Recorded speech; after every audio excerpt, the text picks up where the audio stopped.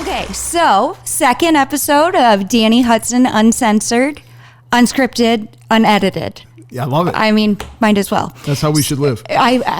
Absolutely. So last time we kind of talked about the foundation of leadership. Great conversation. Lots of great feedback on that. Before you jump in, you've got questions for me and I don't know what they are. And so I got a question for you. Yeah. That you don't know what it is. Oh, okay. Let's go. Are you ready for this? Yes. Okay. So as a first-time podcaster, sorry, I'm ambushing Poser.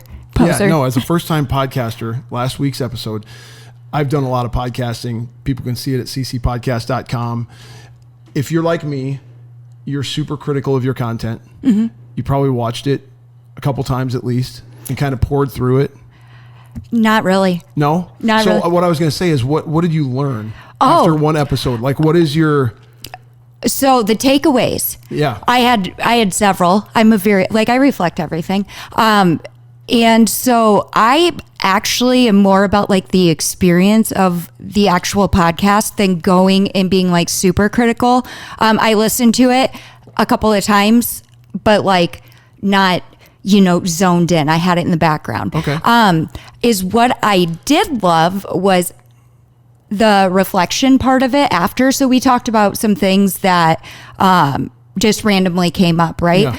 And going into deeper reflection on some of those things, that was the best experience. It was so liberating. You mean as you were listening to it afterwards or as you were thinking about it? As I was thinking about it afterwards. So it wasn't even, this is before I even watched it. You're a lot deeper and more reflective than me because I've never done that. Oh my I'm gosh, always just really? technically evaluating, did I say this right? What would I have said different? That kind of thing. But so I was because I didn't get the audio right away and then I didn't feel, I was sick. Yeah. And so the 24 hours after we recorded, that was the deep introspection. That's just that's just how I roll. And so I kind of replayed in my head of how it went and then come back and I'm oh my gosh, that's so cool how that came out. When you got the audio or the video, having replayed it in your head, was what you remembered accurate to what it was?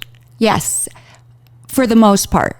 So the funny part is I knew what I meant in a lot of things, but when I listened to it, I was you had trouble articulating, okay. Right? That's fair. And so it's there's a lesson there, right? You need to be more confident in what you're saying or maybe stop and think. Okay. Actually, my grandma even said that. She said, great job. You've talked to my grandma, I think, before through the council. And she was like, great job. Grandpa would say, just stop and think and gather your thoughts and then let it come out. And I was I completely agree because there's a lot of, So That's just part of the realness of it. Absolutely. My mom is my biggest critic. She'll tell me exactly what I could have done better. And I appreciate that. I do too. And I had some friends. My mom used to be the same way too. Yeah. And I had some friends. And that's the great thing about the relationships in my life is that I have friends that one of my friends even said, I know how much you love constructive criticism. And so this is just something. Yeah. And even with my daughter, same exact thing.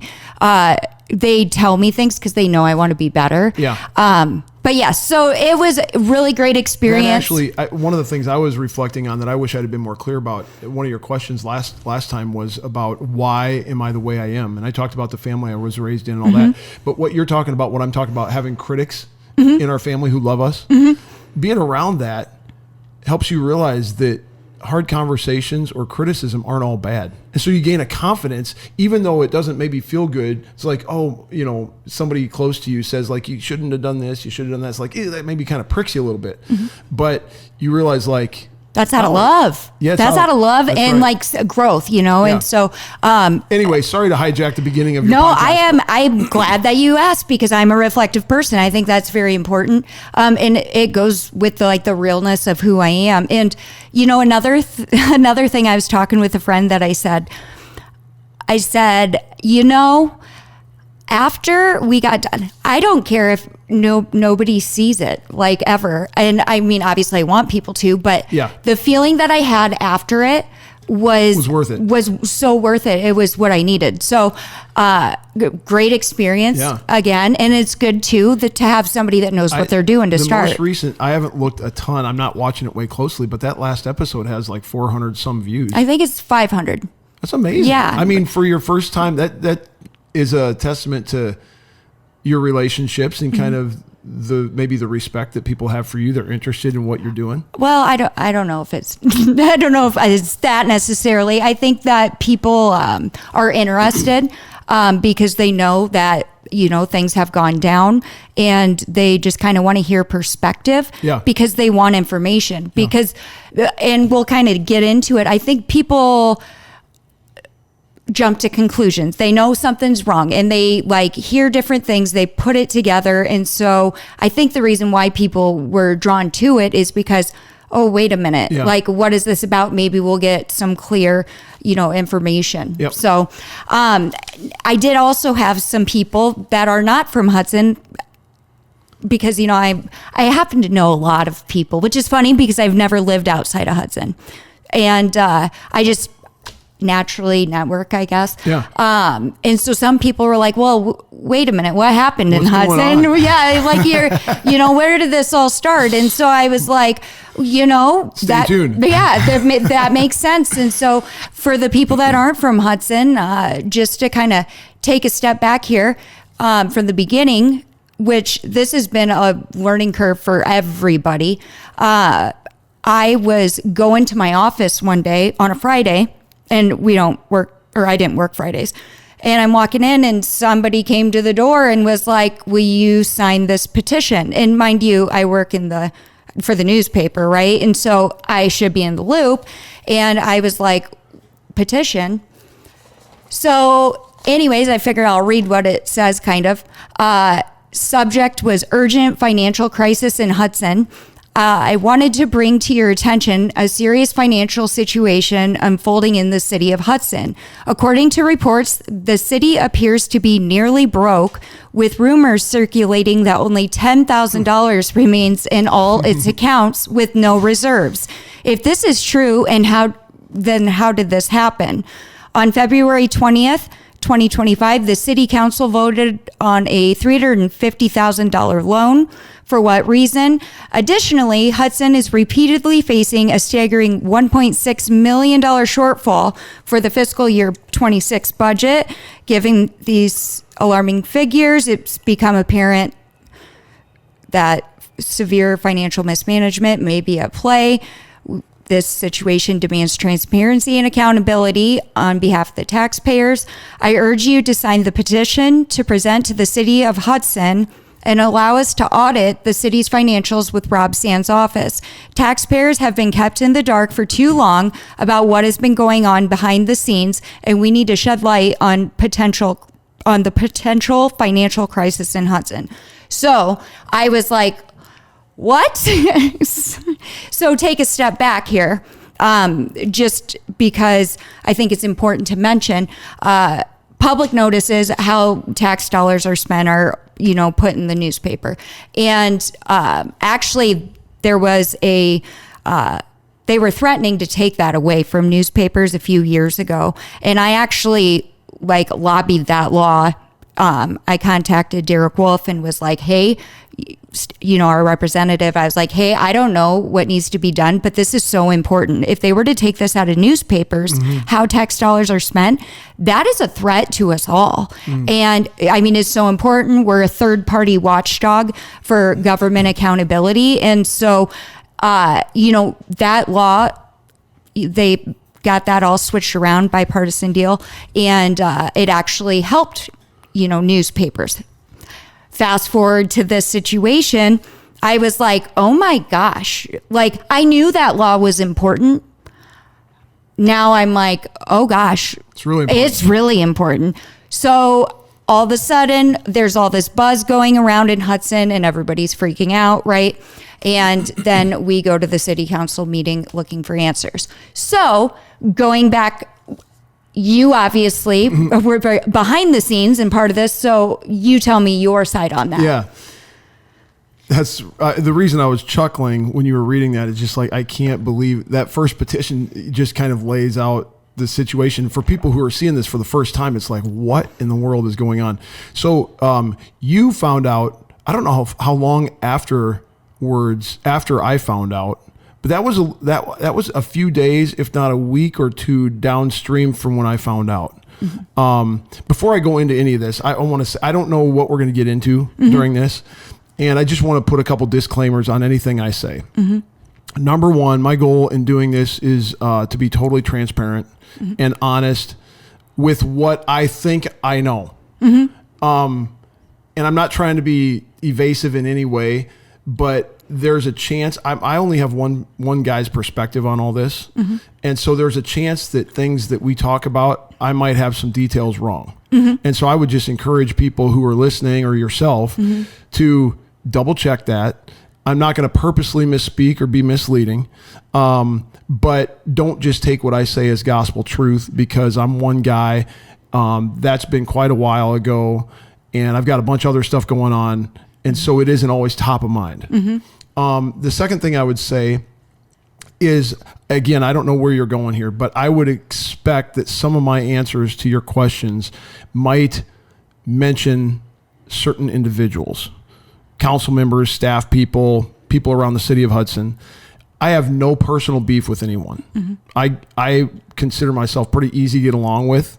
I have strong opinions. We talked about that last time. I'm willing to ask some hard questions. Some of that maybe has ruffled some feathers, but in my mind, none of it's personal. I'm good with everyone. And so I would just say that. Now, I'll just add on that too. So, going into this, I think my goal is more understanding about the process, because I think everybody needs to be informed on the processes and the things that we fought for, right? Yep. And so I feel like this is going to be more of like a conversation for public awareness and anybody in, service, to have a better understanding of just how local government works. A big problem that has caused people to pay attention, and the silver lining in it all, because this is all very important, right? So, and that's exactly it. This is for the purpose, for sure, of the people. And I don't feel, I told you when we started talking about doing this, I said, I want you to come with whatever question you have, even if it's a question that you feel uncomfortable asking me because you think it'll offend me or make me look bad, bring it on. So I'm not afraid of any of that stuff. Maybe before I get into how this all started for me, let's get a little perspective on how we got to this point right here, sitting down and doing this interview.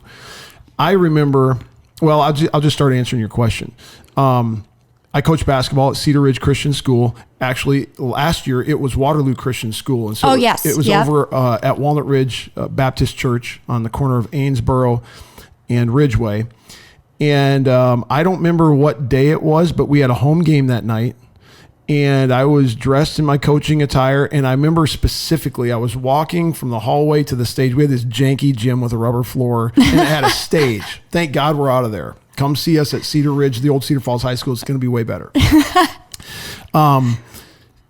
And I remember getting a phone call, and it was from our city attorney, and she never calls me. And so I would have, if it would have been any number of other people, I would have just ignored the call. It wasn't like the game starts in 2 minutes. Right. But it was like, we're getting ready to play basketball. This isn't a priority right now. But it's like, And so I answered the phone, stepped out back in the hallway because it's loud in the gym. And she's basically, I don't remember the exact conversation, but I remember her letting me know that we've got some financial trouble. And I must have asked, how bad is it? What's going on? Has anyone done anything illegal? I'm asking these kind of questions. And what I got out of it was a lot of I don't know yet, because it was just new information. And then I specifically remember her referencing that we had $10,000 in the bank. And I'm just assuming like it can't be $10,000. It has to be like in this one account where we're supposed to have more money. We only have $10,000, but the other accounts, blah, blah, blah, you know, and it's like, no. And I'm just like, are you serious? Well, so then I get off the phone, coach basketball. Did you win? Do you remember? I don't even remember who it was. We could go back and look. We won more than we lost last year. So I just didn't know if it impacted. I didn't know if it impacted like your coaching or whatever. But yeah. And so, you know, from then on, it was like, you know, up until that point, I was on the Hudson City Council, showing up, voting on things, nothing too serious, nothing too seemingly out of order.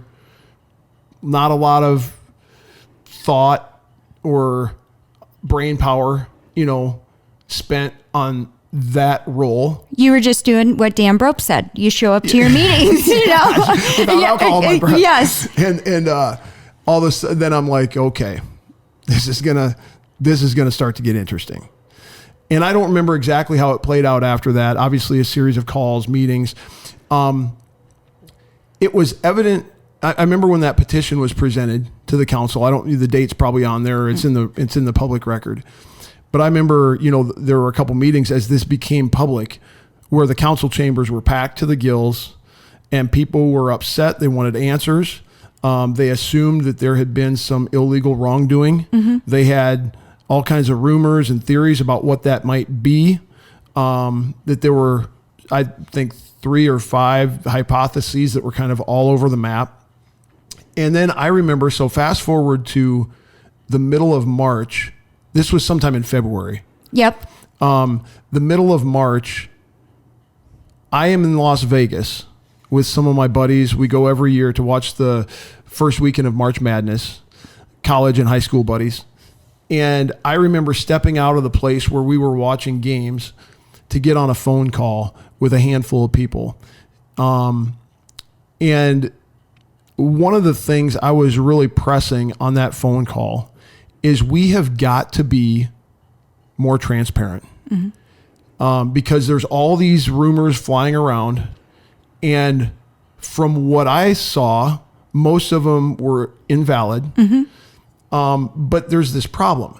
And the problem is, and our attorney kind of kept us abreast on all this, we can only be so transparent in a way that is in line with like open meetings rules. And so there's some hoops to jump through so that you don't have an illegal meeting. Or this is another scenario. All 5 of us on the council, we could stand up and do an open meeting where we just take questions from everybody. But there's no way for us to, ahead of time, make sure we're on the same page. Because if I talk to more than one council member, it's a violation of open meetings. Right. And so I was very careful to only, and typically who I was in conversation with during those days and weeks and months was Kate Wyatt and the mayor, and sometimes Heather, our city attorney. And the reason I was in touch mostly with those two on the council, or the mayor and Kate, were because they were also in the office a lot, kind of making sure the trains ran on time after our city clerk moved on, and just kind of trying to put some pieces back together. So in my mind, they were most in the know. So anyway, I remember having a conversation with our city attorney where it's like, I feel the burden of people being frustrated. They don't have information. They want answers. How can we do this to be more transparent? That was kind of the nature of that phone call when I was in Vegas. And it was going to be difficult to pull off as an entire council and mayor. But at that time, it became apparent to me that any one of us who were on the council or the mayor could, of our own volition, kind of in our own way, just make ourselves available to answer any questions. Well, I considered calling a town hall meeting where it's just me. So now I'm not responsible for speaking on behalf of the city. I would say that right now. I'm not speaking on behalf of the city. I'm speaking on behalf of Matt Reister. Right. We could get people together. The problem is there were some loose ends related to some immediate things that in my mind needed to be tied up, and it would not be helpful as much as I wanted to kind of go out and just say whatever came to mind, be transparent, be as honest as I knew how. There are some things, some loose ends that were being tied up that it wouldn't be helpful for one of us to be kind of out speaking in a way that is perceived to be on behalf of the city that might get in the way of some of that stuff. Right. And so I held off on that. Some more time went by. Then we talked, and I just said, a lot. I think I called you so many times. I called you quite a bit of times, you know, because people were coming to me. Yep. And right. And so I finally, enough time went by, and I also wanted to, how would I say this?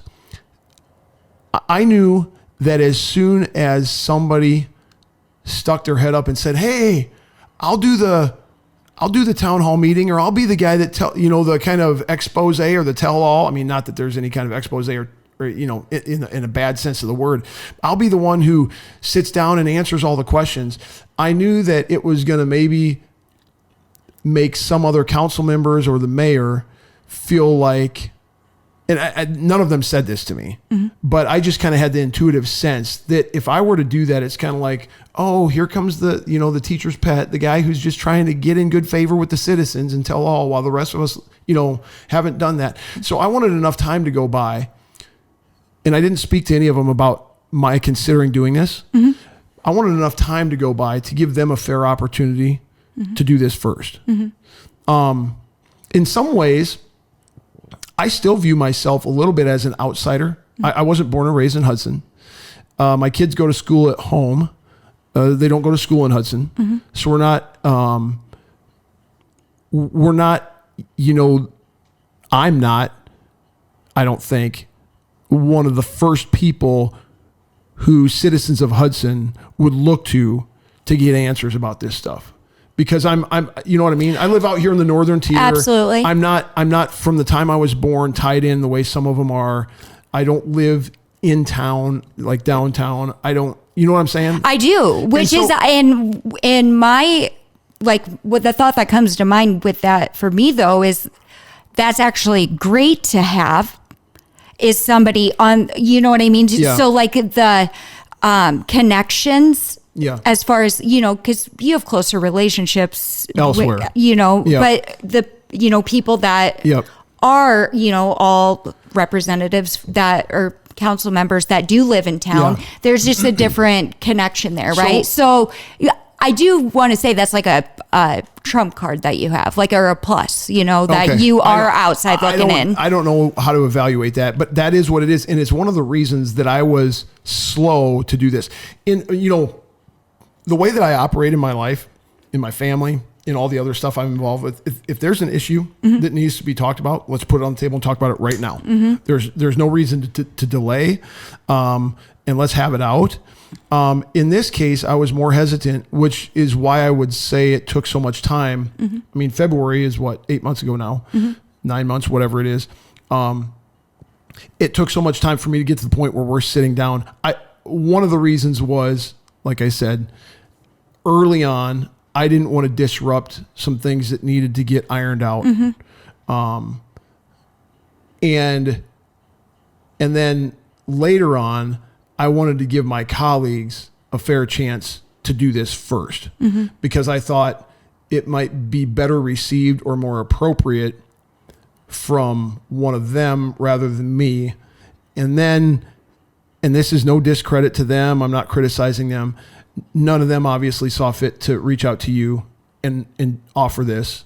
Well, I didn't reach out really to offer to sit down by any means. Yeah, but I mean, any one of them. But like to have, as far as like having conversations though, to try and understand. And like I said, even if we hadn't have decided to do this, it was kind of bubbling up in me to maybe rent the community center and just put a chair and a microphone up there and sit in it and just take questions and answer them, kind of like what I perceive me doing right now. Right.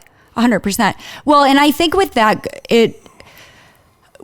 where we are, I think just looking at it is that you and I both see this as an opportunity of growth, right? And learning and reintroducing processes. And so it's kind of like an organic thing that's happened here in that sense. And also, people are emotional first, rational second. So it's also, we didn't really understand too. So having a conversation, it was like it was almost like chaos, right? Like there were so many different things going on in the last several months, or especially in those beginning months, where it was like so many conversations that could be had, and being able to talk about it in a way that doesn't, jeopardize anybody's position or anybody's integrity or anything like that, and just getting to a point where you can have a conversation. I think that was a benefit as far as holding off, right? Yep. So, but to your point about you wanted to do that because it's just like, hey, we're all like, we understand there's a problem. This is where we're at. Yep. But then you're like trying to find that balance between what can I do and what I want to do. Yep. Right. Because you're true north, right? I mean, yeah, I don't want to make, insinuate that somehow I'm this amazing guy because I'm sitting down and doing this. It's just, it was evident from day one, like somebody needs to give people some answers so that we can, at a minimum, put to rest some of the false narratives that are out there, and so that people can be confident and encouraged that everything's gonna be okay. Absolutely. So one of the biggest things was like, oh my gosh, there had to be criminal, there had to be whatever, or mismanagement. And there was a lot of confusion going around. And not only that, then all of a sudden there was access to no systems, right? So actually, let's take a step back. Turn your mic so it's just a little more perpendicular to where you're at. Like, you know what I'm saying? Like, oh, this? Perfect. Okay. So the petition, after the petition came, we had budget sessions, right? So there was the budget sessions going on, and that was after we found out that we were pretty much broke, right? Yep. Okay. But budget sessions, because we work had sessions. We had to hammer out, let me get my numbers right. We had to turn in the fiscal year 26 budget, which would have been, our fiscal year is July 1st to June 30th. Yep. And so we had to put together the budget for July 1st, 2025 through June 30th, 2026, fiscal year 26 budget. That all had to get hammered out. I think it was in March and April, turned into right? the state by a certain deadline. I don't remember what it is. And in the past, when we were under the impression that money wasn't a problem, it's quite a process. But when you're like trying to cut the heck out of it, I mean, I remember we went to every department head and said, as a starting point, you need to come back to us with a budget that cuts at least 40% out of last year's budget. Right. Now that is a challenge. And so those budget meetings and that whole process, we had a lot more budget meetings than we typically did in previous years because of that. Right. So I actually maybe was getting ahead of myself there. So let's take a step back. I remember we were, actually, this is kind of a unique story. So this is all going on. I was having conversations because people wanted answers, so they were calling you. They were calling, I know, like Kate, everybody was getting phone calls like crazy, people showing up at City Hall. Which, by the way, let me just say, in 10 years of being a city council member, you get almost no emails or no calls. I got almost nothing until the speed cameras came, and then I got quite a few calls about that. But that all paled in comparison, and rightfully so, to the calls and emails and questions I was getting around town about this. I can imagine. Well, same thing for me too, right? Nobody ever came to me to talk about city government. In fact, when this all happened, I've shared with you, like, I don't have a journalism degree. I publish sunshines and rainbows, pretty much, sports, community, because I'm all about community. And so then when this happened, I'll never forget. It's like, I'm not a real journalist. I don't know what to do. This is a test on me, right? But I do believe in government transparency, and I do believe, so then I'm like, well, this all makes sense starting, back a couple years ago. So anyways, everybody's throwing all these different things. Everybody's becoming a financial expert. People are creating their own spreadsheets at home. Yeah. And everybody in town, which we have a lot of smart people in Hudson, everybody is trying to solve this problem because from the way the perception was, Hudson has all this potential. Yep. There's all this new development. The school just got, their addition. It's beautiful and up and coming. And it was check. So I have all these people coming to me. I'm throwing information at me, and I'm like, I want to make sure that I share with the community in the paper the truth. I don't want to go off of all these hypotheses that are thrown at me. And trying to find the truth, I need to get to the bottom of the truth. And so, I'm going and looking at all of this information. And I'm like, I'm going to have to spend the entire weekend just trying to figure out. And when I went into that is what I first off looked at was, well, how does the government or local government even work? Okay, we have city council members, we have a mayor, we have department heads, and then we have a city clerk and a deputy clerk, which we didn't have a deputy clerk at the time. Okay, so who is responsible for what, right? And I'm trying to learn all of this. And I even thought back to government class. I was like, I don't remember learning this in school. I remember learning about monarchies, right? And all these other things. I do not remember learning about local government. And so I was trying to figure that out. Well, then my friends were like, hey, we're going to go to Nashville. It's really cheap. Do you want to go? And I said, something's just telling me not to. I got to try and figure this out because I do have a responsibility. This Hudson stuff. To keep people informed. But I'm trying to learn here what to do and where to look. And I don't even know how to put this into a story. And I was just really flustered. So this is how God works out. So I'm freaking out. Well, the law office in town will have me witness wills every once in a while. And it was a Friday. My aunt asked, hey, can you witness this will? So I go to witness the will. And the guy I happened to work with at APAC way back in high school, right?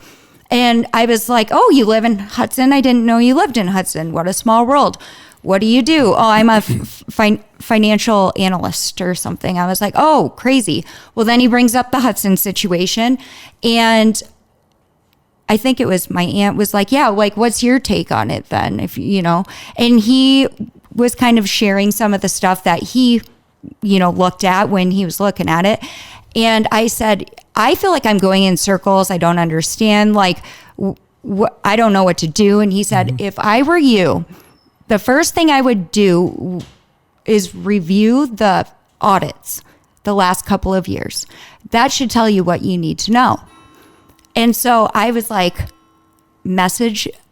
I was at the right place, found this out, and go home and I hammer out these audits and I'm looking at it and I was like that, and I get goosebumps thinking about it. Talk about the right time. And so that's when I went into it, saved myself a whole bunch of work. I would have never thought there. And that's when I went to that meeting the next Tuesday or Monday, you guys were warned about this. All of you guys were warned about this in the last couple of audits. You even went as far as acknowledging that this was going to be a problem. Spending was exceeding revenue. Absolutely. And oversight and all of these things were actually given to you. And so why is this such a shock?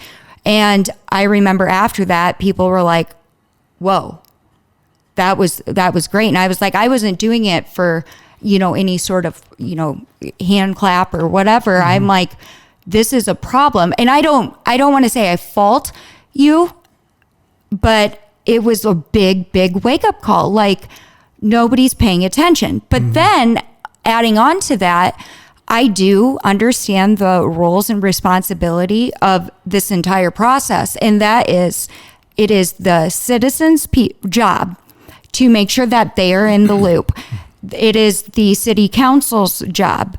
It is the city clerk's job. And I was like, it's not one group or one person that failed us. This is a call to getting back to the basics and how things are supposed to be, ran. Like we all have a responsibility.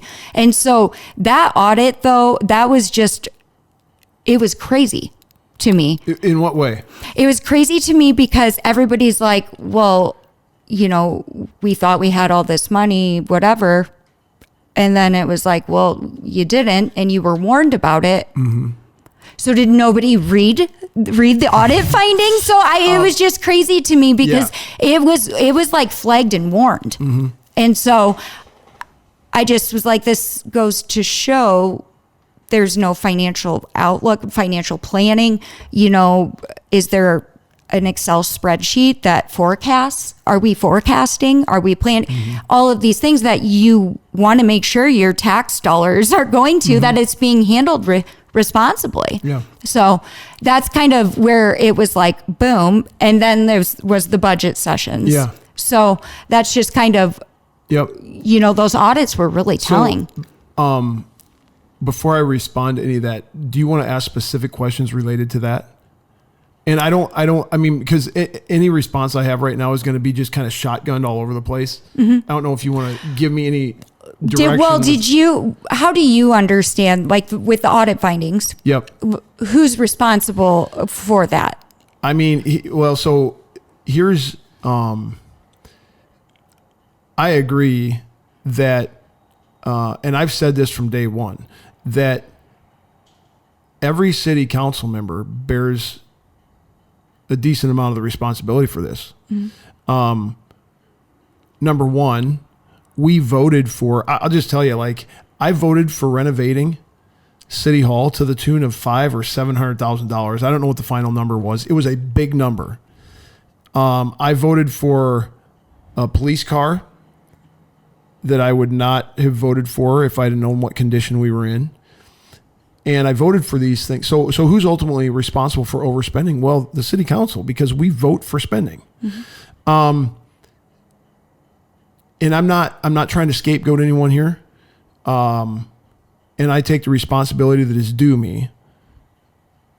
By the way, when I was talking like this very early on, I was,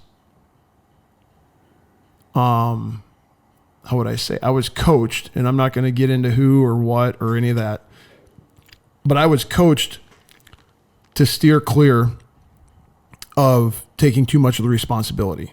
Mm-hmm. Because there were others who bore some of the responsibility as well, and who, in the view of some people, bore most of, if not all, the responsibility.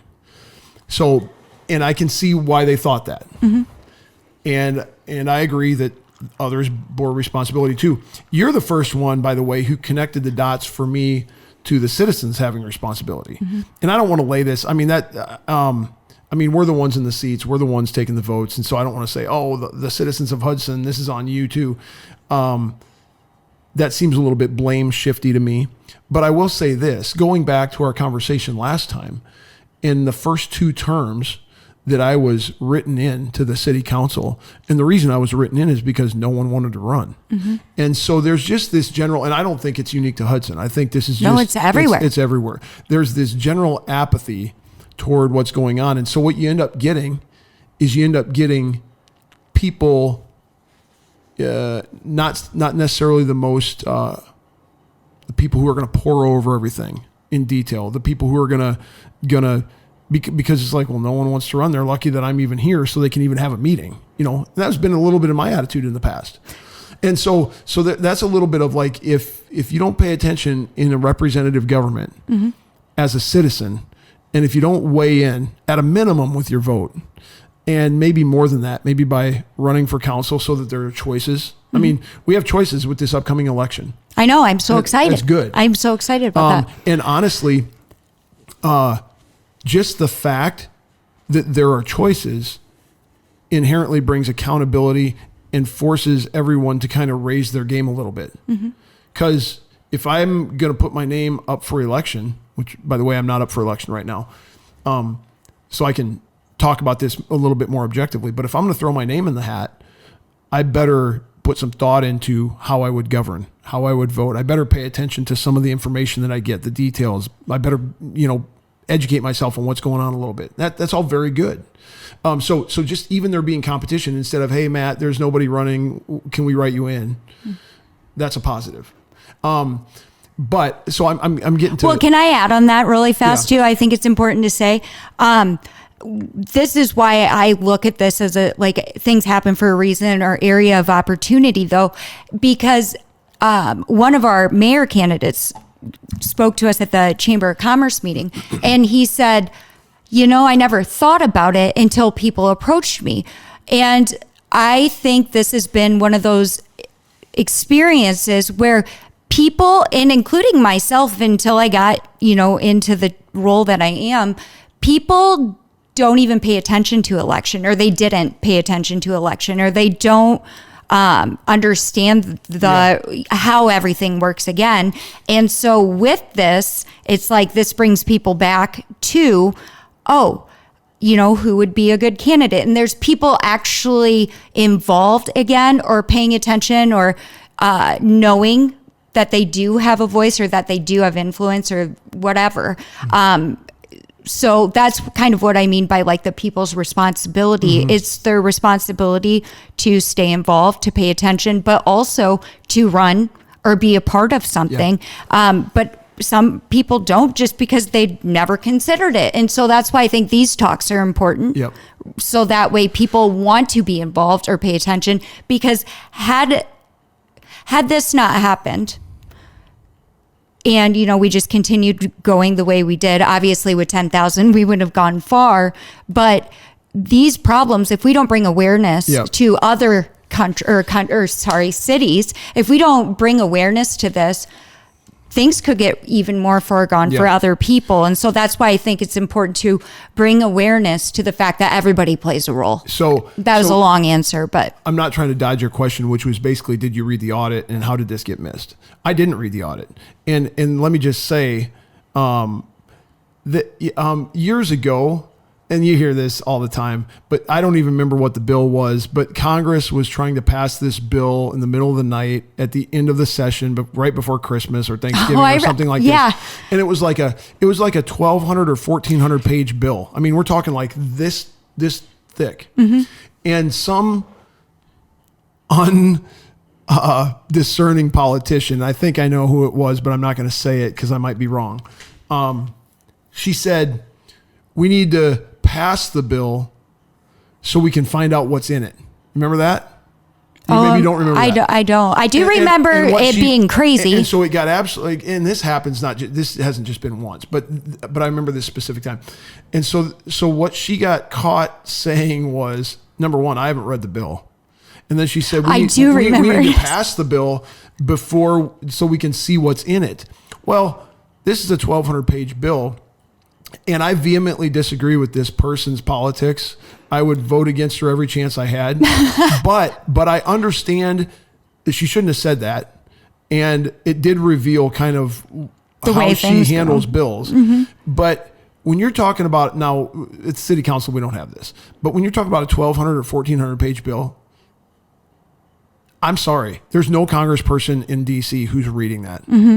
And maybe there's one guy who wants to act like he's a Boy Scout and say like, I read the whole thing. But I mean, that's That's like there wasn't even time though in that situation, right? That it's you like wouldn't crime even and punishment every time there's a bill. You got to read that entire thing or whatever, like some long freaking book, you know. So the audit, and again, people are going to take this as me trying to defend myself. Whatever, you can make of that what you want, and if you don't like it, unelect me, and I'll be fine. But the facts are this: you get these people like me to sit down there on city council. We got a bunch of other things going on in our lives. I'm not reading the audit. I mean, this thing is pretty thick. It's got all, dude, even the business that I own, we got a guy in our business who deciphers all that crap. I don't read that stuff.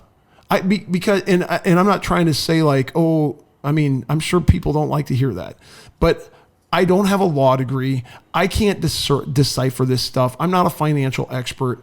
I'm counting on people who we hire, whose full-time job it is to kind of manage things, to kind of decipher that for me, and Cliff's notes it for me. And so, yes, when we get an audit, whoever does the audit comes in and makes a presentation. I don't know if you've ever been at those. We haven't had one for a while because we haven't gotten an audit back for a while. But they kind of go through, okay, here's what, you know, kind of a summary of the audit, and here's the high points. And I do remember them highlighting, you know, at the end of it, it's kind of like, here's some things you need to be aware of. Yep. So I remember that. And then you guys respond, or I don't know if it's you that responds or the city clerk. But it's basically like, which I have one. We'll go over. Okay. Yeah. That's fine. Well, yeah. But so I'll even go further than saying I don't know. The number of people who have read a full audit front to back is not a big number. And I would say most of the elected officials, I can't speak on behalf of my colleagues in Hudson, but I'm talking about city council people all over the state of Iowa.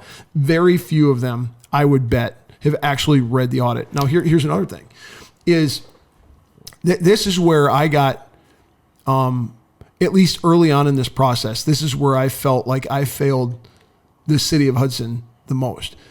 When I mentioned those things that I voted to spend money on that I would not have voted for.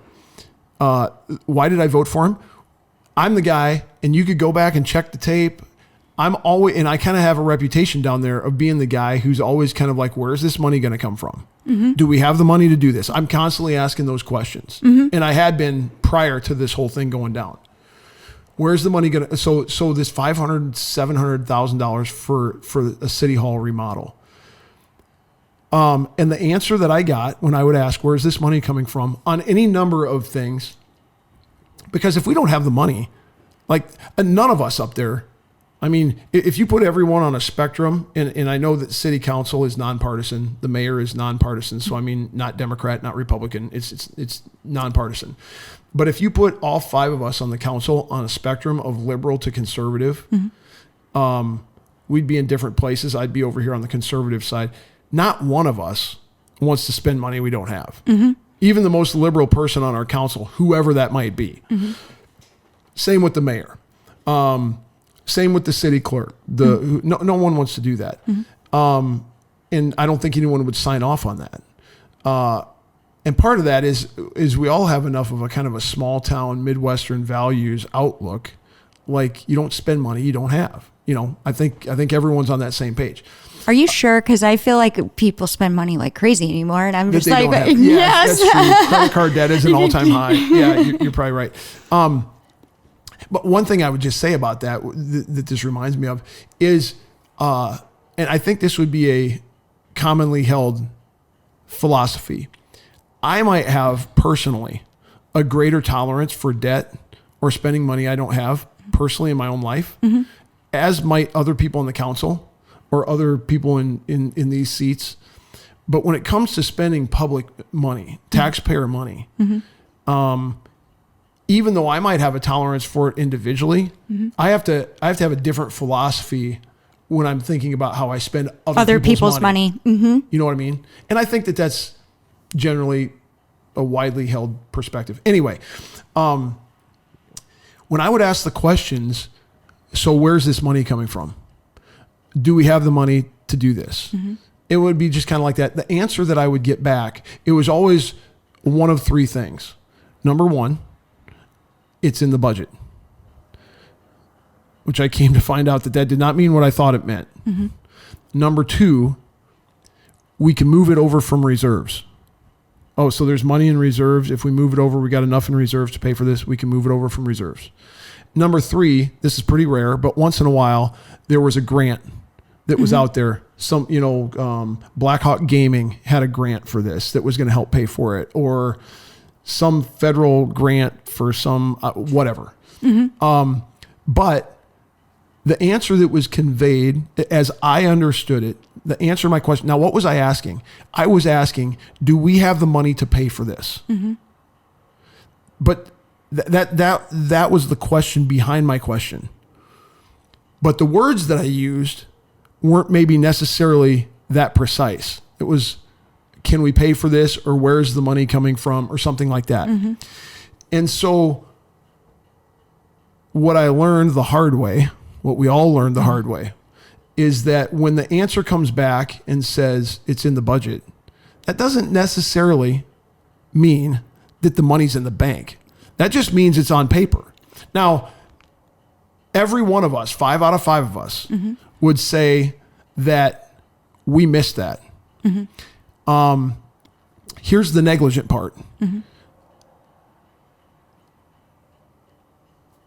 I and other council members should not have taken that answer at face value in the way that we interpreted it. So when I heard that answer, I heard, we've got the money. You know what I mean? Like if my wife says, hey, I'm running to Aldi, I'm going to get groceries. It's going to cost $150. Are we good? And I'm notorious in our own personal funds for like keeping my checking account balance as low as possible and keeping other money in places where it'll grow faster. And what she's asking me is, when I run the credit card or the debit card at Aldi, is it going to work? Is this a real story? What she's not asking me is it in the budget? Is it in some pie in the sky number that we have on a computer somewhere? That's not what she's asking. She's asking, is the money in the account so that when I run the card, I can get groceries? And sometimes it hasn't been. And I get in trouble.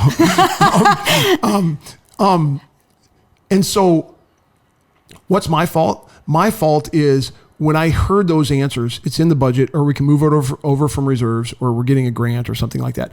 What I should have done is not, and this isn't, I don't mean this to sound the way it's going to sound. I should have just been more inherently critical and skeptical of what I thought I was being told. And I should have done the work of digging into the details and making sure that what I thought the answer was being given to me was actually what the answer was that was being given to me. What I found out as this unfolded, and honestly, there were some people who've been around this stuff a lot more than me, who know this stuff more than me, who spend their time in finances. They're like, well, of course the budget isn't what the cash balances are. That's a given. Everyone knows that, idiot. That was kind of the tone. Well, okay, I understand that. And actually, when that was kind of pushed back on me like that, it's like, I do know that. But going back to in the moment, in the meeting, when there's an item on the table and we've got a motion, we've got a second, and now we're discussing whether this should pass or not. And the question is, where's the money coming from on this? Or do we have the money for this? And the answer is, it's in the budget. I just kind of go, oh, it's there. I had the idea, honestly, my idea was that based on looking at our budget, that we had plenty of money for this stuff. Hindsight's 20/20 though. And that's why I think this all needed to happen though, because it's like, coulda, shoulda, woulda, but really these are just areas of opportunity, because you're not the only one. We're not the only ones. This is like a huge area of opportunity that the whole, what is it? Hear me now, listen later type thing. Where we're just actually thinking things through, right? Instead of, oh, okay, this way, but actually taking the time to stop and think about it. I remember being in a meeting when the question came up, like, how long have we known that our balances were just plummeting because we're spending all this money? And the answer that came back was, well, we've known this for months. And I was kind of like, okay, number one, I'm an idiot for not knowing that. And the reason I didn't know that is because I trusted too much in what people who I thought was their job to tell me, like to kind of synthesize basic information from all these numbers and all these accounts and all this stuff. I trusted people who I thought were synthesizing it and just kind of giving me the bottom line. And so it's like, well, I'm an idiot because I didn't know that this has been going on for months. And then number two, it's like, so when were you going to tell me that? Like, if I'm in the know and I see these numbers plummeting and I see the council voting for a $500,000 or $700,000 expenditure that we don't absolutely need, remodeling City Hall, we didn't absolutely need that. We didn't need another cop car. And so I see these numbers going down. If I'm in the know, I see these numbers going down and I see the council continuing to vote for this stuff. It's like, what are they doing? They can't vote for this because we don't have the money. But no one, to my knowledge, sounded the alarm. Now those questions got asked. There's allegedly the city clerk was having regular conversations with the mayor that was pointing this out. The mayor would say that there was generally kind of mentioning of, we need to watch our spending, but it wasn't like, like if you're on a train that's about to go off a cliff and you pull the brake, like Polar Express, it's like, stop. You guys got to stop. There was, to my knowledge, there was not any conversations that approached near the intensity that I think they should have based on what some people knew. And that's not me shifting my part of this onto those people. That's just my perception. Another question about that though, too, is, the previous mayor had offered his help, kind of looking at what was going on. And then he did speak at the council meeting and said, hey,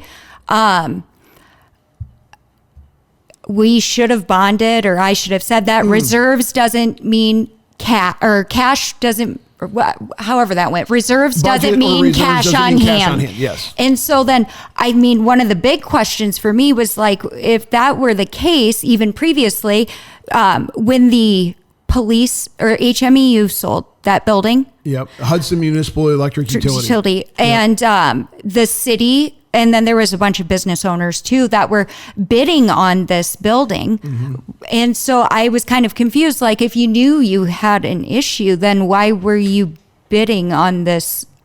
If we knew we had a financial issue, why were we buying a building? Instead of allowing one of these business owners to put it on the tax roll.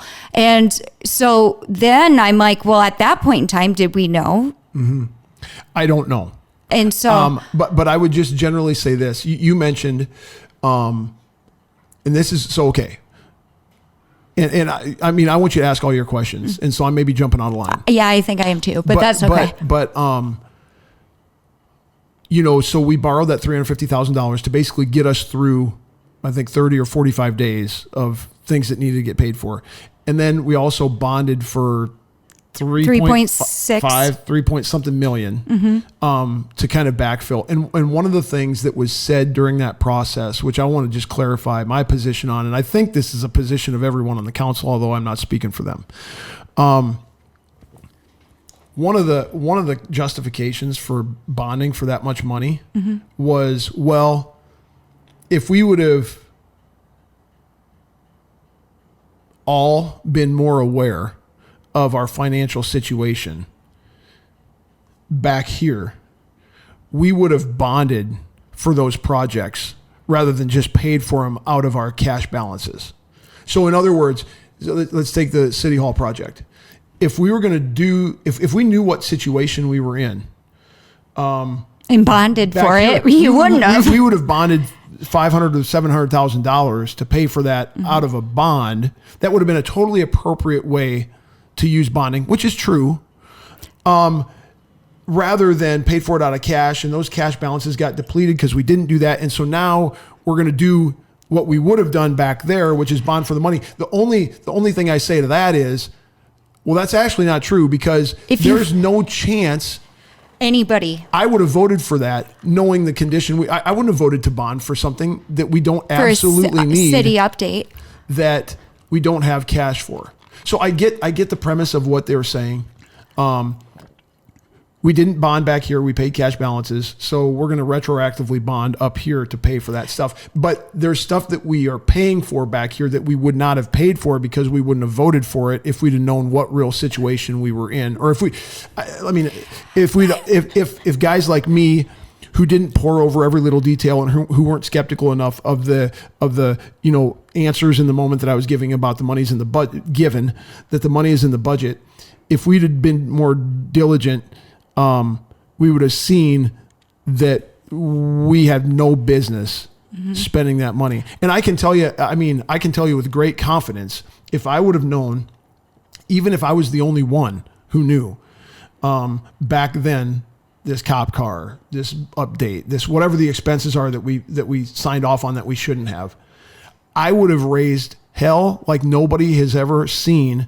And I would have made sure that at least 3 people on the council voted no. And if they didn't, they would have had to vote yes in a way that was just very publicly difficult for them. Because I would have raised Cain about that like nobody's business. I'm not trying to come off like some hero. I think there are others on the council who would also. I think we'd have had a 5-0 vote. When we look at this, though, so. Obviously when you're going to bond and you hold a public hearing on those. So this is where it's kind of like this, and this wasn't the intention behind it, but it really is a manipulation though of taxpayer dollars, because is what happens is you're paying for this out of cash reserves, right? For your city hall update. Yep. If you would have known at the time the position you were in, you would have bonded for it, right? But you guys would have to vote on that, which nobody would vote yes. Right. Right. But then the public would have input on that a lot more. Right. Yep. And so then it's almost like, well, we got it done, but now we're going to bond to go back for it. Right. But when you say a manipulation of funds, I understand what you're saying. It's not manipulation. I don't think that was the intention by any means. If it was done intentionally, it is manipulation. Well, yeah. I've yet to be convinced. I don't believe it is. That it was intentional. I don't believe it is either. This down, yeah. I think that there are basically 2 options behind the motive of why what happened. And one of them is sinister and nefarious and illegal. Mm-hmm. And the other one is just stupid and just kind of ignorantly negligent. Mm-hmm. And I'm inclined to believe now we've still got some audits to get done. We still got to figure out what our actual numbers are, which we still don't even know. But based on everything I've seen and heard so far, I think it's over here. I think it was just negligent and ignorant and dumb. Or areas of opportunity, I like to say. Okay, that's nicer. I don't think it was nefarious and illegal. Now, let me just say this, is even people need to listen carefully to what I'm saying, because I'm trying to say something and I'm not trying to imply anything, but this is just a fact. Like all of a sudden, we talked about this last time that we talked. Like after COVID, I became way more skeptical of every institution. Mm-hmm. And so if I'm going to be super, super skeptical, and if I'm going to assume the worst, which I don't assume it, but you have to at least be open to it.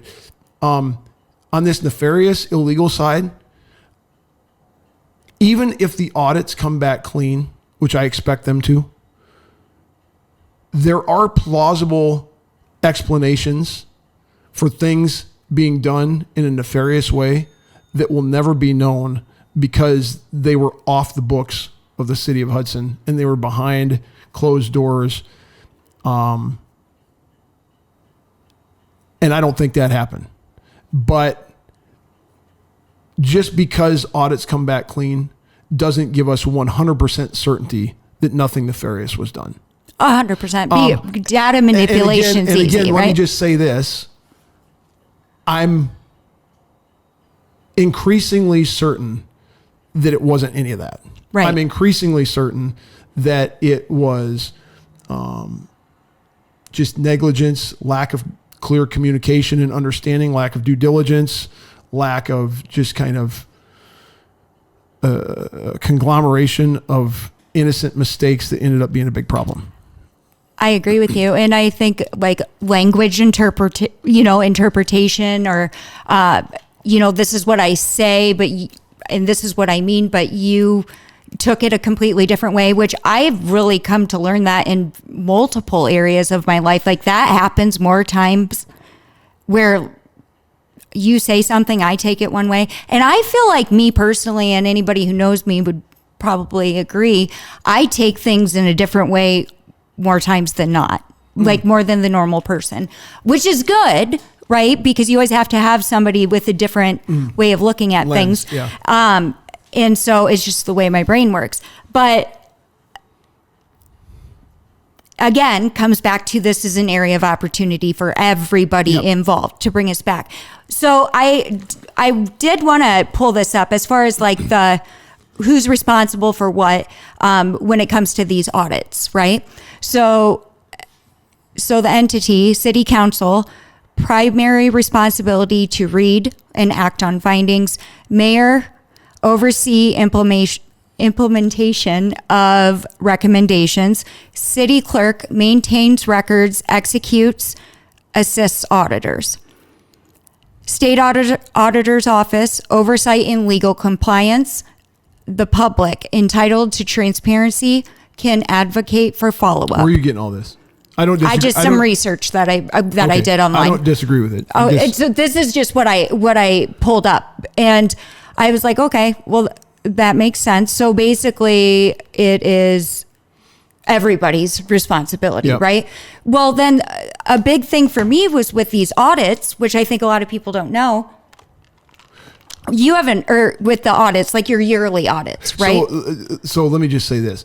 There is an annual audit that automatically takes place. And that's what I'm talking about. And so when I just got done talking about audits that haven't been done yet, I'm not talking about those annual audits, which will take place. I'm talking about like a specific or a forensic audit. Oh, the forensic audit. It's going to be a little bit more going deeply into this as a result of us finding ourselves in the situation we're in. But here's what I do think is important, because I actually went over this last year, the fiscal year 24 audit findings, which I hadn't read over because I was off for a little bit from July. Now this is from and the we just yearly. got this, right? In July, yeah. Yep. Yes. And so just so people are clear, we just got back the fiscal year 24 audit in July, which would have been the previous for what ended on June 30th, 2024. Correct. So that audit took a year plus.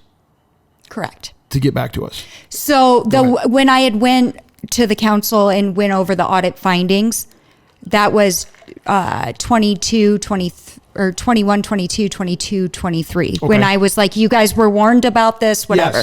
Yes. And then that's when the call in, and this might be confusing to some people, but who aren't aware, but going like, hey, you were warned about this. Hey, you were warned about this. And now how these audits work that every city is required to do each year, you prepare an audit just to show that your checks and balances are in order. And a CPA goes through with the process of auditing, and the city clerk works to get them all this information, right? The auditor's report comes in, and that auditor's report is where it gives you these findings. Yep. And you respond to the findings. So is what I learned after those situations. I was like, okay, so if the auditor says something and they flag it and you acknowledge it, whose responsibility is it to enforce it? It's almost like a problem in the system. So it's like, well, really nobody. Except you can, put in for a special investigation with the state auditor's office. And I had messaged Rob Sand a couple of times and talked to him, and he just was like, has to go through the regular process. And I guess my only question about that is like, this is a big deal and a learning curve, and we have $10,000. Like, it seems like this whole Des Moines the superintendent issue, like you can get to that really fast, but we still don't have any answers. But anyways, and no offense, that's just like how my brain works. Yeah. But so I thought that was a huge problem anyways. I was like, okay, so pretty much there is no consequence to not following through on the audit recommendations. Crazy. Well, the consequence is if you don't do this, you're going to end up in a mess, which is what's happened, right? So we did get the auditor's report back from the 23-24, and just, I don't want to like read it all out, but finding City of Hudson once again exceeded budget authority in multiple departments. Departments flagged public safety, public works, culture and recreation, general government, debt service, and capital projects. Which is pretty much every department. I mean, I don't know that for certain, but it's a lot of them. Most of them, yep. This marks at least 3 consecutive years, 22, 23, 24, that the city has overspent beyond state authorized limits despite repeated audit warnings. Failure to adopt budget amendments and overspending beyond certified limits. Sustained breakdown in financial planning and compliance. So audit finding capital projects fund deficit increased to $709,000. Ongoing expenditures have continued to outpace available resources to the fund. In 2022, the audit flagged $607,000 deficit. In 23, deficit persisted despite claims it would be resolved with federal funds. In 2024, the deficit not only remained, it grew. Segregation of duties, we've talked about that. This is a huge problem, we learned, because you have one person, and I think about this from any job, any place of business, where you have a key employee that has access to everything. They have the logins, they have the passwords, you are putting yourself in such a vulnerable position, right? To where, and let's say not something like this happened, but what if there was a health issue or, someone passes away? Mm-hmm. You have no ability to get the information you need. And we still don't have access to some things, like even the Zoom login, people can watch meetings or getting accurate numbers. We left all of this to one person, right? And so that's a risk with anything. So, that was brought up. Go ahead. Can I jump in and just add a little bit of flavor to all these things? Number one, I want to come back to the one person thing, so remind me of that. Okay. And then I also wanted to mention that these findings, I remember sitting in these meetings every year, and it would be on the agenda that we're going to get a summary of the audit, and then it'd be like, okay, here's the findings, here are the findings. And again, from my kind of like laissez-faire approach, my laissez-faire style, just kind of like, well, somebody's got this.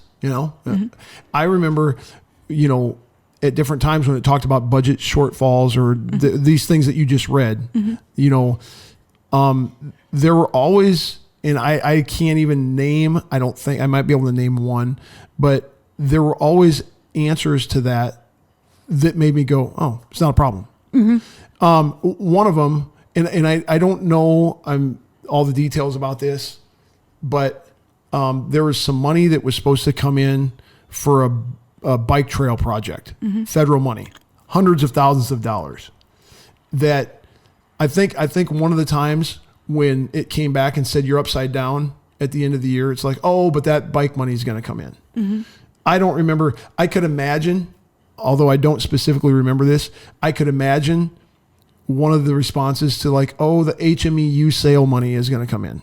I don't remember that specifically, but that it's kind of like there's this money that's going to be out there and that is going to be applied to this eventually. And it just had to do with the timing of it. And so that didn't come in within this fiscal year. So it makes those numbers look like that when really it's not as bad as it sounds. Right. That was kind of I just remember, and you take that. Yeah. Yeah. I just remember being like, so what do we do about this? What do we do about, and again, I feel like even what I've just said is probably not specifically totally accurate, but just the overall sense was, yes, this is what this says, but we're fine. But there was an explanation for it. So yes. It's like, you're going to see this. And that happens in our chamber board meetings. Yeah. And to be fair, because I'm on the Chamber of Commerce board, and Scott Wienans will hand over the report, and he's just reading through it, and I'm like looking at him like, yep, that checks out, yep. And now I'm kind of telling on myself. But I'm like, all of us have eyes on it, right? And I take it, and I am not a numbers person, or kind of, but not really. So you just take it as at its word, and you read it and you're like, that matches up. And so really the lesson from this is what it sounds like, is like, inspect what you expect, or isn't that a thing? Where you're like, okay, but is it actually? That's right. And that's where I would say and I'm not going to speak for the others on council, but that's where we dropped the ball. We didn't inspect what we expect. I like that. Okay. So to the other thing I want to mention is the one person. Okay, so we had a city clerk, and we had an associate clerk or something like that, and whatever the title is, assistant clerk, deputy clerk. Okay, and the clerk was ambitious and wanted to become a city administrator, and so the way that was presented to the council was, if we help cover the training to become a city administrator, this is going to be an investment in the city of Hudson, and it's going to allow our city administrator. There's things that the city administrator can do that city clerk can't do, and so actually, the way this is presented is we're going to capture some efficiencies. You know what I mean? Because now, instead of needing to have two people, a clerk and a deputy clerk, you maybe can get by with one, or there are certain things that I've just recently learned a city administrator can oversee or deal with some like zoning stuff that doesn't have to be contracted out. I don't know all the specifics, but the general idea. By the way, the specifics, that's where I get in trouble. I start talking about specifics, and it's probably got issues with what I'm saying specifically, but the general idea was, we're going to end up in the long run, by investing in the city clerk to become a city administrator. We're going to, in the long run, capture efficiencies by having somebody in-house who can do things for the city of Hudson cheaper than it would cost to have them done if this person stayed just a clerk and not a city administrator. You follow me? And so, I mean, a guy like me hears that and goes, okay, I'm for that. You know what I mean? Like, I'm for being more efficient. And if this person wants to go get more education, more licenses, more certifications, whatever's involved in that, and it's going to end up saving us money in the long run, I'm for that. And so that's what we did. Now, to your question about, kind of segregation of duties, what did it mean for that? It meant what it meant. And honestly, I didn't really think about that. I was thinking about saving money in the long run. You know what I mean? No, 100%. And I mean, part of the reason I wasn't thinking about that, this is a really dumb example, but at Christian Crusaders right now, the ministry that I'm part of, where you can check out our podcast. Yeah. I'm the guy. I am the guy in the organization. I'm the executive director. Right now, we don't have anyone else in the office because we're trying to save some money on expenses, and we're trying to get some budget stuff figured out. Now, from an organizational standpoint, in an ideal world, that is not how you want to operate. You want to have checks and balances. I should want to have checks and balances because it protects me. Right. Because if somehow some money's missing and I'm the only guy there, I mean, it's me. You know what I mean? But that's not taxpayer dollars, right? No, but it's donor money. Oh, I mean, well, so it's similar. pretty, yeah. But so the only reason I say that is to say the reason the segregation of duties thing isn't a major alarm for me is I've largely worked in nonprofit organizations where there is very limited segregation of duties because you don't have a big staff. Right. You know what I'm saying? So just to put it though, we had a very unique situation, and this is nothing bad to say about it. It's, again, a learning opportunity when we're talking about segregation of duties, but it's also about roles, right? And so also you want protection for yourself, right? Checks and balances for yourself. And so, we did have a city clerk, and then we also, her husband was on public safety. And so when making these decisions or agreeing to these decisions, that would be one of those questions that I would be asking myself when I'm voting, yes, let's pay for the school or whatever for a city administrator, is looking at it from a higher view. And like, but is that the best decision? Because then you have her oversight, where her, spouse is in this department. And so it kind of creates a conflict of interest, I guess. Just to make sure that we're clear, I believe that the chief of police and the police department report directly to the mayor, not to the city clerk. Okay. But to your point, the city clerk certainly has their eyes and is the one, going back to something I said a while back, who I'm looking to synthesize the bottom line. What's brass tacks here?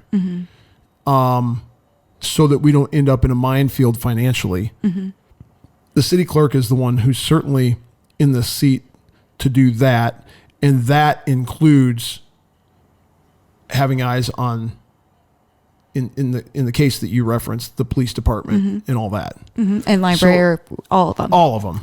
But yeah. So it's just like one of those things where it's a place where there's a vulnerability, right? Yes. And so I'm just going to say this. And again, I have no personal beef with anyone. I'm not accusing anyone of anything, but just to kind of flesh out what you've just said, if it's the city clerk's job primarily to blow the whistle for the mayor or for the council about spending going on in a department that's beyond what they think we would be okay with, in that scenario, it's going to require the city clerk to speak up against a department that employs her husband. And I'm not saying anything was done wrong in that. I'm just saying, like you said, it's a vulnerability. It's a vulnerability. Absolutely. And so, and it's also a vulnerability, because people rush to judgment or whatever. And it's a vulnerability going the other direction. It's for everybody, so really. Automatically accuse the city clerk of doing things nefarious because of this, with regard to that, because of that, which is unfair. Until people know exactly what's going on. But it just puts us in, and that's the thing too. It's when you're making decisions or agreeing to certain things and maybe I should have been a lawyer. Well, probably not, because I'm terrible with paperwork. But just like, rule number 1, always be on your guard, right? And just like looking at how could this potentially be a problem, or could this be ever a legality or whatever? Just making sure that every area is looked at. But anyways, I don't want to spend too much time on the audit stuff, but. Okay, the TIF reporting, we talked about that. We did. Did we? Maybe No. we didn't. Okay, so the audit finding, while no new problems were introduced in this, prior TIF reporting errors remain unresolved. Detail. So the city failed to properly decertify refunded bonds in prior years, which could impact levy calculations. No formal corrections were documented.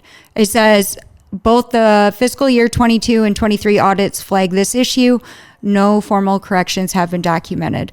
So I think that had to do with so when I hear different TIF, just to give people, using TIF funds. Just to give people an idea of what is in my head, I can't speak for other council members, but when I hear that, that is a level of in the weeds and detail that I'm just like, that's why we hire people to do things that aren't the city council's job.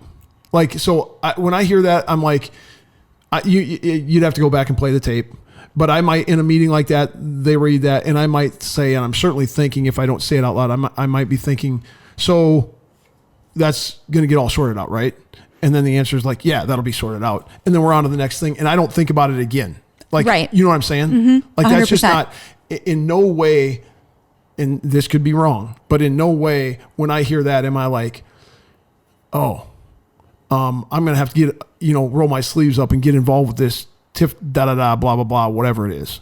You know what I mean? And I think it had to do with like the using TIF or including that in forecasting or whatever about the money. And so just again, another process that was acknowledged. I'm kind of like, just give me the bottom line. What do I need to do? Right? Yes. And trust. When it comes to vote, okay, before we vote, I mean, is this all copacetic? Like the money's there, the this, the that, the blah, blah, blah. Yes. Okay, boom. Aye.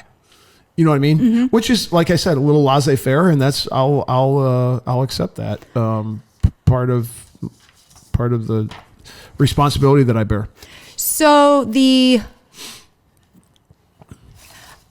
budget, obviously we, have kind of talked about the problems with, we're working, or you guys were working to, figure out this budget. Yeah. And then we hired a temporary clerk to come in and help with that. Yep. And I don't want to get into the details of it all, but I thought this was really important and telling. I'm willing to get in details if you want.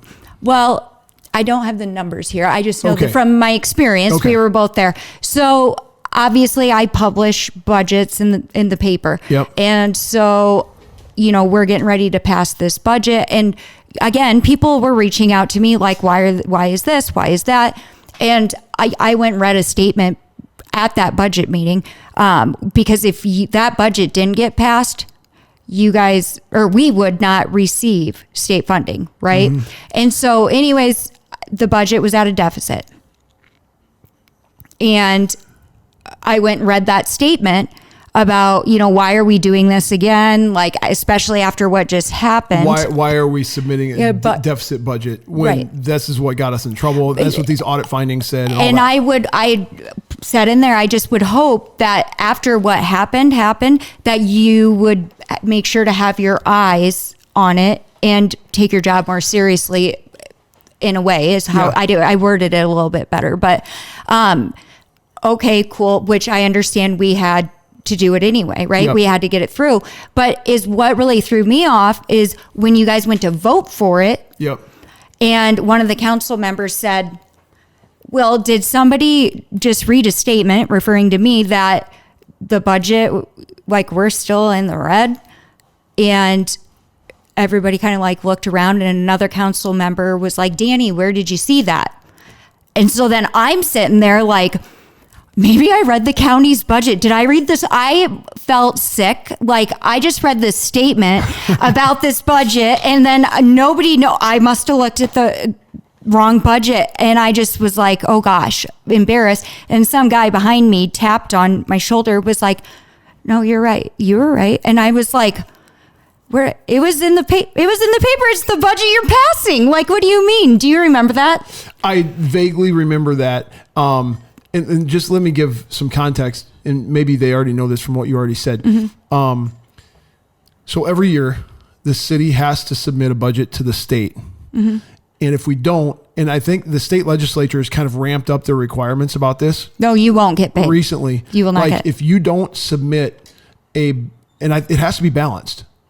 So if you don't submit this by a certain deadline, you're putting at risk all of your state funding from, different tax revenue that comes through the state. You will get zero. And so, backing up even further, I said that we had initially told every department to come to us with as a starting point. The budget's going to be 40% less. You have to submit a budget that's 40% less than last year's. Mm-hmm. And the idea being that with that as a starting point, then we can kind of move the levers a little bit. That doesn't necessarily mean everyone's going to get cut 40%. For example, I'll just give you one example, the library. Well, their annual budget is maybe $130,000, $150,000, something that's pretty small. a 40% cut to them is devastating, and it eliminates their ability to provide a service that is well appreciated and received by the public. And so we actually kind of changed the formula for the library so they didn't get cut 40%, because number one, saving 40% from the library is a relatively smaller number compared to saving 40% from public works or the police department or whatever. And so it wasn't that this is going to be what it is across the line, a 40% cut, but that's the starting point. Mm-hmm. That was the duty given to the department heads. And I would say, I want to just give kudos though to Mary Busey on that, because she, I was at these budget hearings. She was willing to take a pay cut to meet her budget and to also, do whatever she could do to help her employees. And, she followed it. I can, Jake Hovey, head of the public works, he came, I'm pointing right there because we sat at that table. Oh, I was what? Jake. No, we sat at that table. He submitted a 40% cut budget, and then he wanted to go through it and find other ways to save money. So kudos to that. I think that the police department did not come in with a 40% budget initially, and kind of had what I would call the expectation that there's no way that they could possibly withstand a 40% budget. Mm-hmm. And so if my memory serves me right, they didn't come in with that, which, by the way, is one of the reasons I've been a lot more scrupulous about the police budget, because it's like everyone's got to. You have to. This is This is your. And so we're trying to come up with this budget. Well, somewhere in this process, we find out that the budget spreadsheets, somewhere in this process, we lost our city clerk.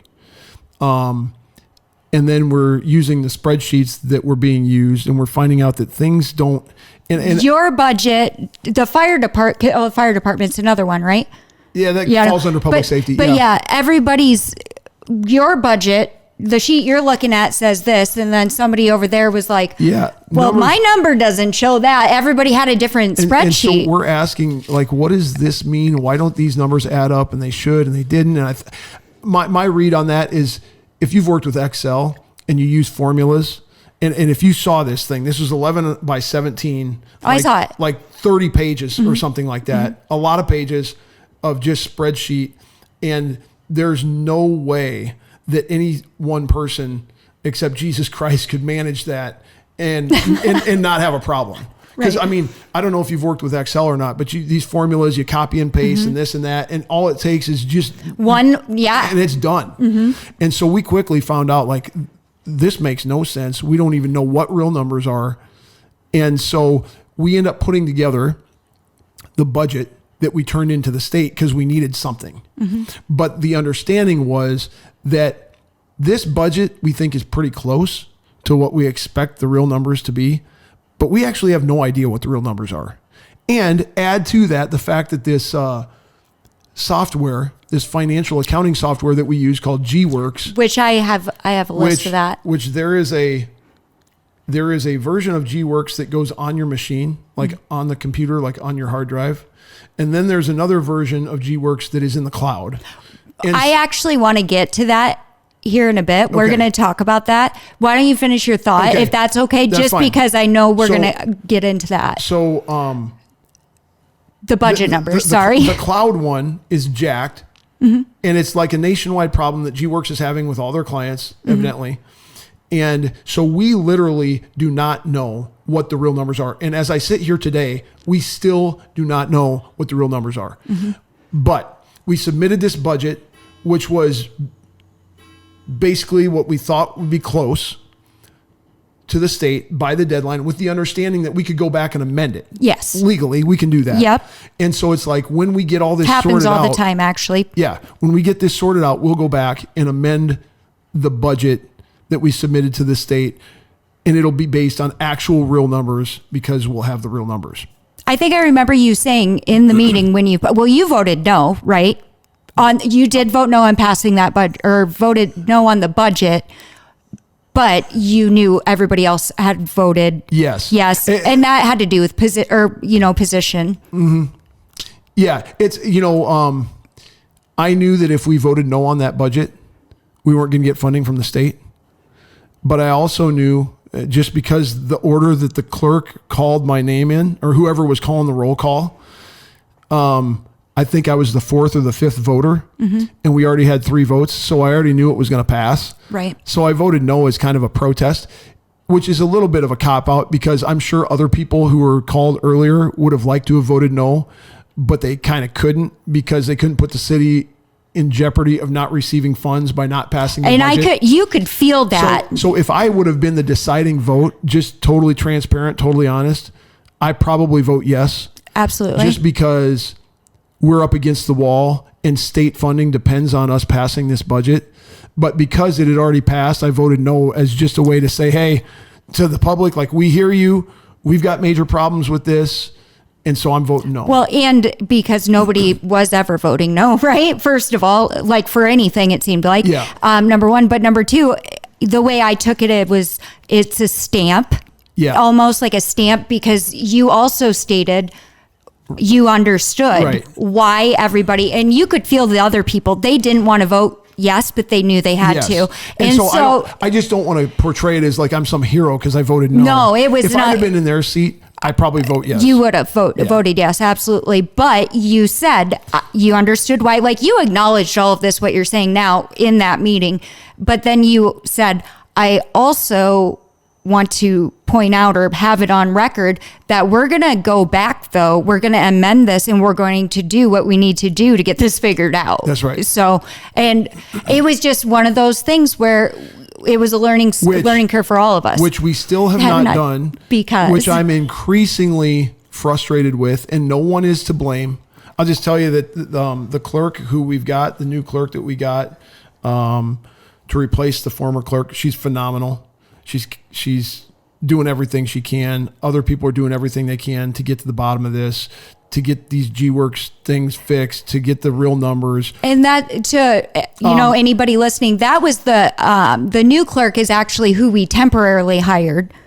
She was a temp, and then she came in full time. And I understand, because I've talked to several constituents. It's like, seriously, how hard is it to get the real numbers? Like, just look at your bank accounts, and it's all there. Put it into the spreadsheet and figure it out, which is obviously that would work. But what it doesn't do is it doesn't help us allocate within, like, internal accounting, like what goes where to what fund, this kind of stuff.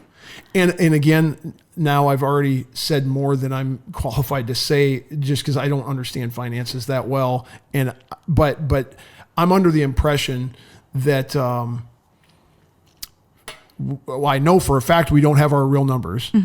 And I'm under the impression that everything's being done in good faith to get that. And no one's trying to hoodwink anyone. No one's trying to hide anything. Why is it not happening faster? I think there's like reasonable answers to that question. Everyone's kind of frustrated. And that's not really an answer people want to hear, but that's the truth. That's why we're doing this, right? Well, I mean, for many reasons, but that too, just so people do have an understanding of this reflective conversation about kind of how things transpired. And again, I think it's important to note, none of this is fact. This is conversation. Number one. I think I'm right about everything I've said, but I'm sorry. I don't want people to take it as this is the way it's supposed to be for sure or whatever. This is still conversation, but yes, you are telling from your experience or your lens. Now with the